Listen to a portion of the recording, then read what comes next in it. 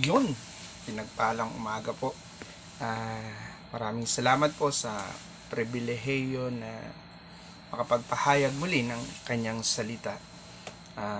Salamat sa pag-iingat niya sa buong magdamag, pag-iingat niya sa atin.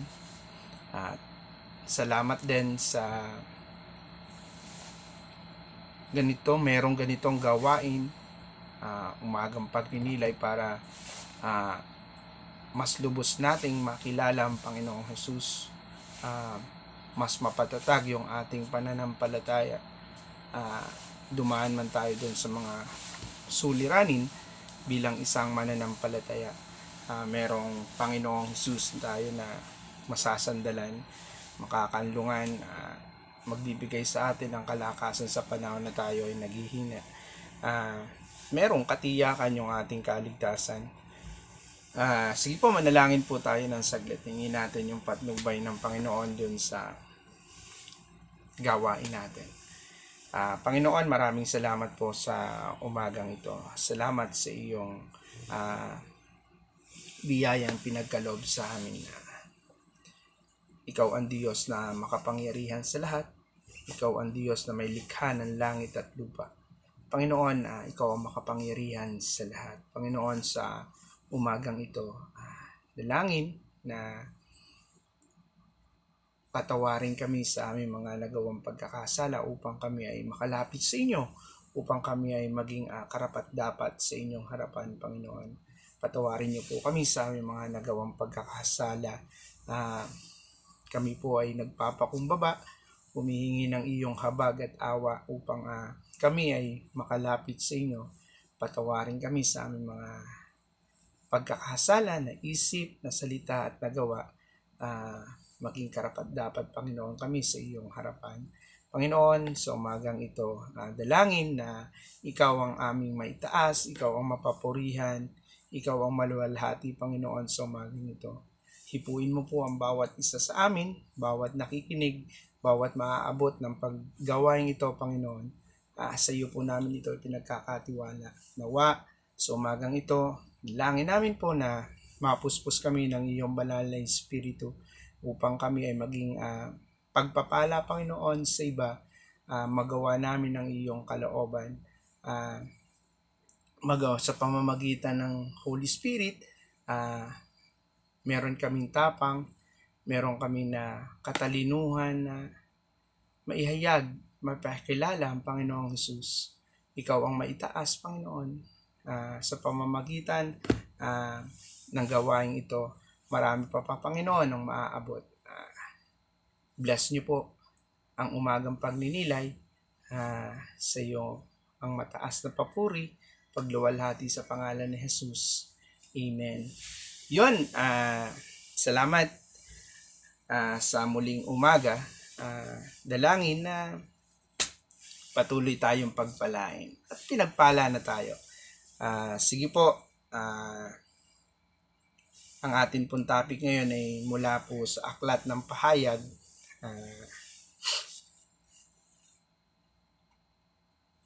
na pinamagatan na binayaran ang utang. Yun, binayaran ng utang, no?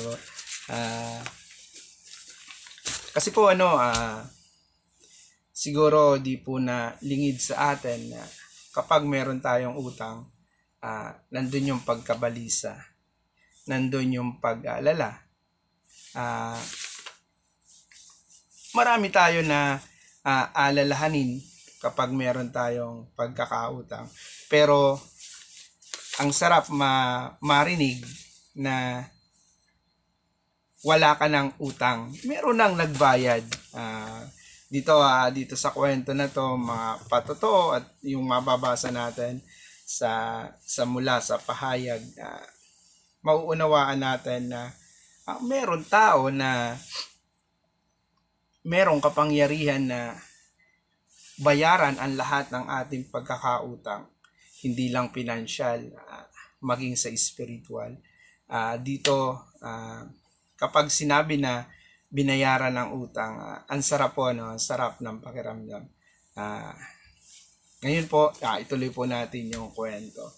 Mula po sa pahayag, pag binasa po natin siya, ganito po yung ilan na mababasa natin na ang pahayag kay Juan ay sinulat noong kasalukuyan ang mga Kristiyano ay inuusig dahil sa kanilang pananampalataya kay Hesukristo o kay Jesus Christ bilang Panginoon. Ang layunin ng sulat ay palakasin ang loob at buhayin ang pag-asa ng mga sinulatan niya at payuhan sila na maging tapat kahit sa panahon ng paghihirap at pag-uusig. Ilan po yon na mababasa natin sa pahayag mula kay Juan.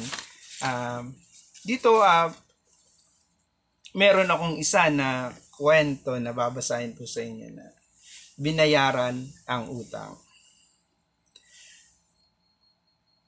Labis na ikinagulat ng mga dumalo sa graduation ceremony ng Morehouse College noong 2019.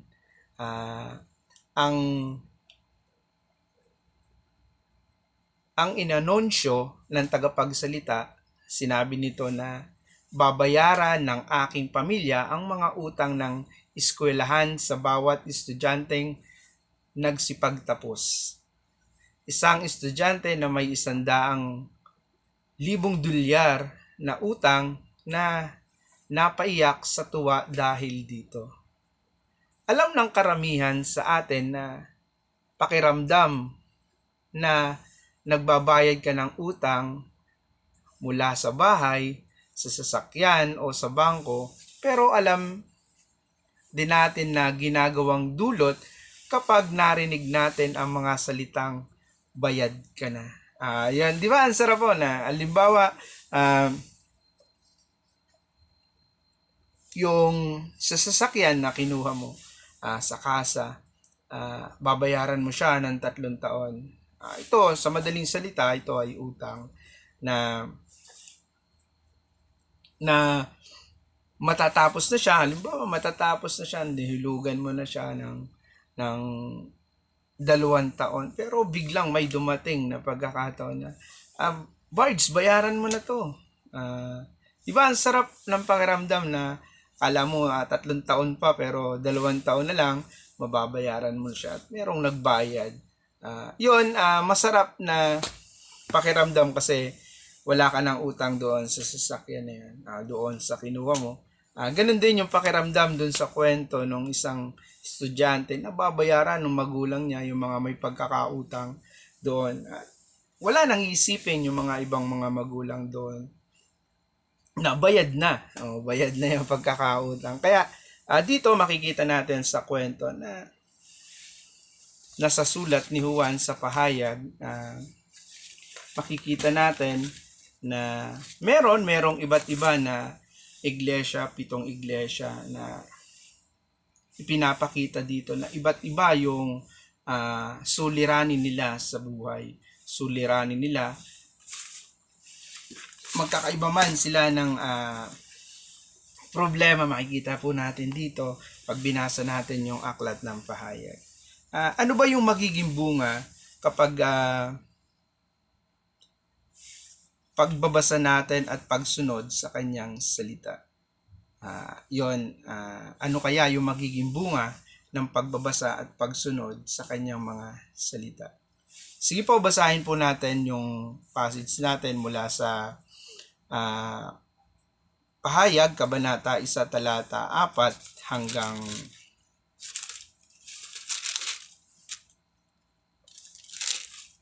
8. Sabi po dito, mula kay Juan para sa 7 iglesia sa lalawigan ng Asya, sumainyo nawa ang kagandahang loob at kapayapaan mula sa Diyos na siyang nakaraan, kasalukuyan at darating, mula sa 7 espiritong nasa harap ng kanyang trono at mula kay Hesukristo, ang tapat na saksi at panganay sa mga binuhay mula sa kamatayan at ang pinuno ng mga hari sa lupa. Inibig niya tayo sa pamamagitan ng kanyang dugo at pinalaya niya tayo sa ating mga kasalanan. Ginawa niya tayong isang kaharian ng mga pari upang maglingkod sa kanyang Diyos at Ama. Kay Hesukristo ang kaluwalhatian, kapangyarihan magpakailanman. Amen. Tingnan ninyo, dumarating siyang nasa alapaap at makikita siya sa lahat, pati ng mga tumusok sa kanya. Tatangis ang lahat ng lipi sa lupa dahil sa kanya. Magkagayon nawa. Amen. 8.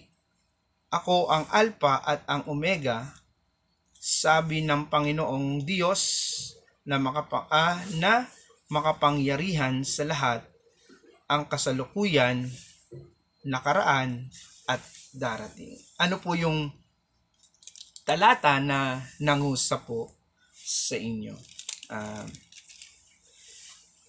Ano po yung magiging bunga ng pagbabasa at pagsunod sa kanyang mga salita? Ano pa po ba yung mga katotohanan na maaari nating makita dito sa sulat ni Juan sa pagbati niya doon sa 7 iglesia? Dito, ang nakita ko po yung una, di mapahamak ang mga sumasampalataya at lumalakad sa katotohanan. Yung nagkaroon ng pag-asa ang mga sumasampalataya sa Panginoong Hesus.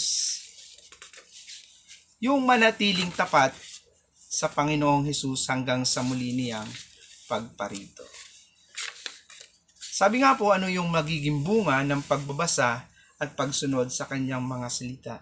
Doon po sa verse 3, makikita po natin, pinagpala ang mga bumabasa ng aklat na ito, ang mga nakikinig sa propesiyang nito ay tumutupad sa nasusulat dito sapagkat malapit na itong maganap. Ang pagbabasa ng Biblia ay laking tulong sa isang mananampalataya upang mapatatag yung kanyang pananampalataya, makasunod doon sa utos ng Panginoong Hesus. Sa pamamagitan ng kanyang salita, magkakaroon tayo ng pag-asa, magkakaroon tayo ng kapayapaan para makasunod doon sa nais ng Diyos at huwag tayong mapahamak. Sabi nga doon sa verse 5, tingnan po natin yung, basahin po natin yung verse 5.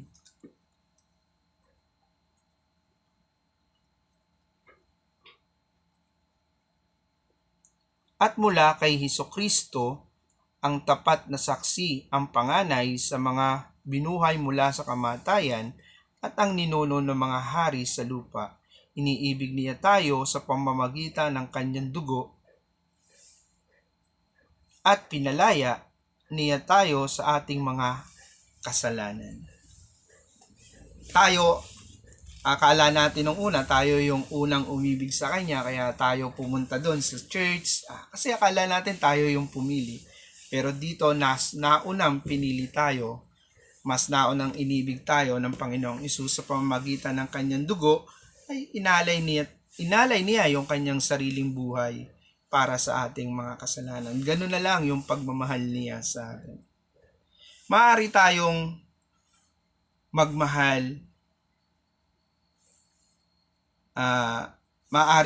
magmahal, lumakad sa mundo ng at ikwento doon sa mga di pa mananampalataya. Yun po, dahil po doon sa pag-ibig na tinanggap po natin, maaari po nating ibahagi doon sa iba ang kaligtasan na tinanggap natin mula sa Panginoong Hesus. Matiyak natin yung mga mahal natin sa buhay ay magkaroon din ng kaligtasan. Sapagkat hindi lang tayo uupo, hindi lang tayo makikinig, hindi lang tayo mag-aaral para sa ating sarili lamang. Kailangan din natin na humayo, ibahagi kung ano yung nalaman natin, kung ano yung kwento na narinig natin, kung ano yung nabasa natin sa Biblia. Yun yung mission natin, mission ng Diyos na sa pamamagitan natin, maibahagi natin yung kaligtasan doon sa ating mga mahal sa buhay. Maibahagi din, maturuan din sila kung ano yung itinuro sa atin at maibahagi rin nila hanggang sa marami ang kaluluwa na maligtas sa pamamagitan natin, sa pamamagitan ng binahaginan natin, at nandun yung pagkilos ng banal na Espiritu sa kanila at lumakad sila doon sa katotohanan na ang Panginoong Hesus ang daan patungo doon sa kaligtasan. Wala nang iba. Marami pa tayong mga mahal sa buhay na makukwentuhan. Marami pa tayong kaibigan na makukwentuhan. Marami pa tayong mga bagong nakakasalamuha na merong pagkakataon na maibahagi sa kanila ang kaligtasan na natanggap natin upang di rin sila mapahamak. At doon, yung pangalawa, magkaroon ng pag-asa ang sumasampalataya sa Panginoong Hesus. Dahil doon sa pananampalataya natin, nagpapatuloy tayo, nagpapasakop tayo, nakipag-isa tayo sa Panginoong Hesus na alam natin na merong katiyakan yung ating kaligtasan dahil dun sa kanyang pagsakripisyo doon sa krus ng Kalbaryo. Sapat na ginawa niya doon sa krus yung pag-aali ng kanyang buhay para sa ating mga kasalanan. Kaya sino ba yung nangako at makagagawa para mabayaran yung ating mga kasalanan ng sangkatauhan? Wala po, kundi ang Panginoong Hesus lang. Si Hesus lang ang may kakayanan na magpalaya sa ating mga kasalanan. Wala nang ibang pangalan. Yun, wala na pong iba. Kaya minsan nakaka-bless po pag narinig natin na dito sa mundo na sa kasalukuyan po natin na kapag narinig natin, bayad ka na, Bards. Bayad ka na dito sa pagkakautang mo. Wala ka ng ibang alalahanin. Masarap marinig. Pero ito ang Panginoong Hesus na merong katiyakan sa lahat, di lang sa material, maging sa spiritual. Merong katiyakan na bayad na yung ating pagkakautang. Bayad na yung ating mga kasalanan. Yun. Pangtatlo po ay yung manatiling tapat sa Panginoong Hesus hanggang sa muli niyang pagparito. Isang katotohanan po na sa Panginoong Hesus natin matatagpuan o yung katiyakan na wala na tayong ibang aalalahanin. Basahin po natin mula dun sa Gawa 4:12. Sa kanya lamang matatagpuan ang kaligtasan sapagkat wala nang ibang pangalan sa buong daigdig ang ibinigay ng Diyos sa mga tao upang tayo ay maligtas. Yun po, malinaw po doon mula sa Gawa, Aklat ng Gawa, Kabanata 4, talata 12, na walang ibang pangalan na ibinigay para tubusin yung ating mga kasalanan, kundi ang Panginoong Hesukristo. Isa pa pong patotoo dyan, mula sa Juan, Kabanata 14, talata 6, sabi po dito, sumagot si Jesus, ako ang daan, ang katotohanan at ang buhay. Walang makakapunta sa Ama, kundi sa pamamagitan ko. Amen. Maraming patotoo sa Biblia tayo na mababasa na ang katiyakan ng ating kaligtasan, ang Panginoong Hesukristo. Pantatlo po, yung manatili tayong tapat sa Panginoong Hesus hanggang sa muli niyang Huwag po tayo magsawa na gumawa ng mabuti, huwag tayo magsawa na ibahagi ang magandang balita sa mga mahal natin sa buhay. Bilang patotoo po, katotohanan na para matiyak yung ating kaligtasan, muli po natin buksan mula sa Unang Juan, Kabanata 5, talata 11 hanggang 13. Sabi po dito, at ito ang patotoo, ipinagkaloob sa atin ng Diyos ang buhay na walang hanggan, at ito'y makakamta natin sa pamamagitan ng kanyang anak. Kung ang anak ng Diyos ang nasa isang tao, mayroon siyang buhay na walang hanggan, ngunit kung wala sa kanya ang anak ng Diyos, wala siyang buhay na walang hanggan. 13.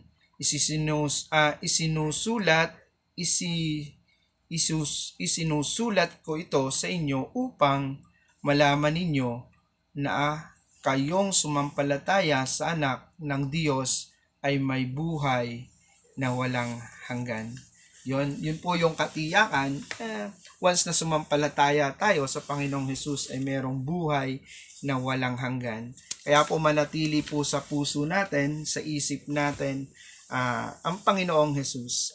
Manatili tayong tapat sa Kanya, manatili tayong sumusunod sa mga utos niya. Magpatuloy tayo doon sa paggawa ng mabuti at magpatuloy tayong ibahagi ang kaligtasan na binayaran ng Panginoong Hesus ang ating mga kasalanan.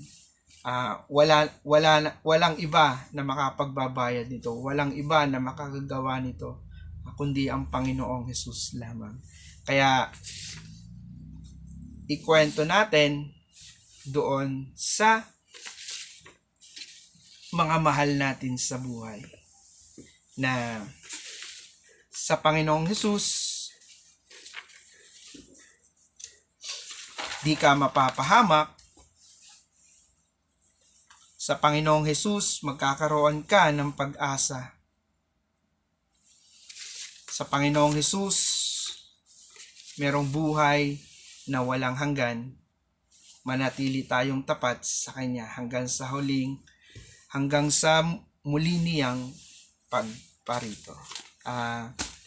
At yung mga sulat niya, sabi nga doon sa iba't iba na sulat niya sa iglesia, doon sa 7 iglesia. Ang babasa natin dito mula sa Kabanata 2 hanggang 3 na iba't ibang uri ng iglesia. Sa Epeso, iglesia ng Epeso, tinalakdan ng kanyang unang pag-ibig. Sa Ismera, iglesia na kadaranas ng pag-uusig. Sa Pergamus, iglesia na kinakailangan ng pagsisisi. Tiatira, iglesia na may na mga bula ang propesiya. Sardis na nakatulog na iglesia. Philadelphia, iglesyang matiyagang nagtitiis. At yung pampito na sulat ni Juan sa mga iglesia, yung Laodicea, ang iglesia na may malahingang pananampalataya. Yun po yung mga mababasa po natin doon. Meron pong nagbayad na ng ating pagkakautang. Masarap isipin na malaya na tayo sa pamamagitan ng Panginoong Hesus. Kaya patuloy tayo na ikwento na merong Hesus na nagbayad, nagbuwis ng buhay, nagsakripisyo para sa ating kasalanan.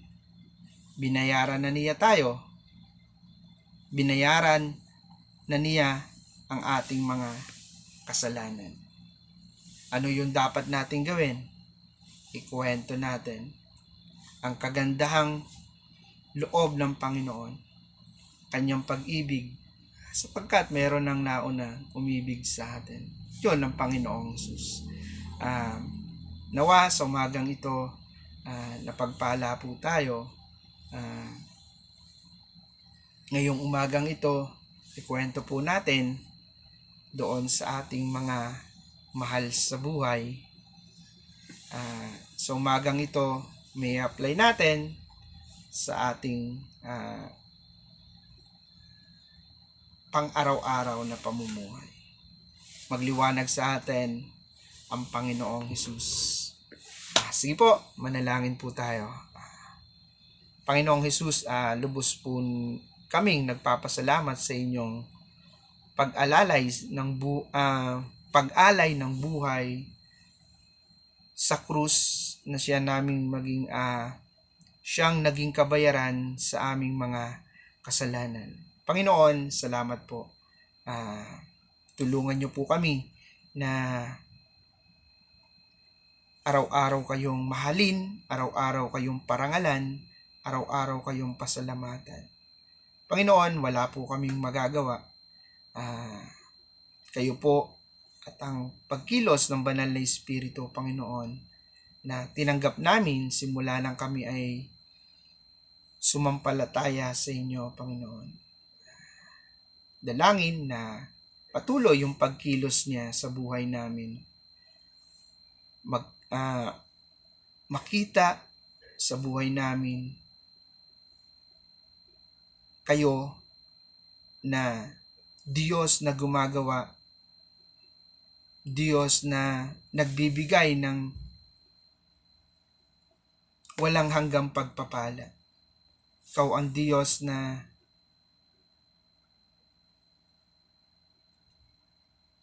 nagbibigay ng buhay na walang hanggan. Salamat, Panginoon, sa umagang ito. Sa iyo mataas na papuri, pagluwalhati sa pangalan ni Jesus. Amen. God bless po. Nagpalang umaga po.